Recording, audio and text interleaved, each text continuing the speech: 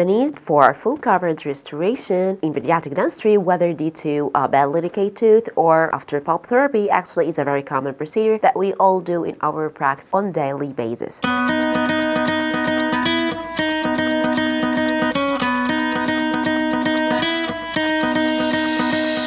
So we need to know all the types of crowns available up to the moment.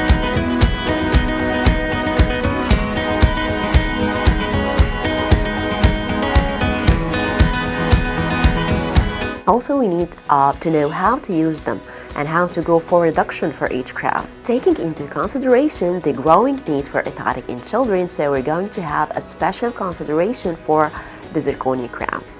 All of this is going to be discussed during our course. Waiting to see you.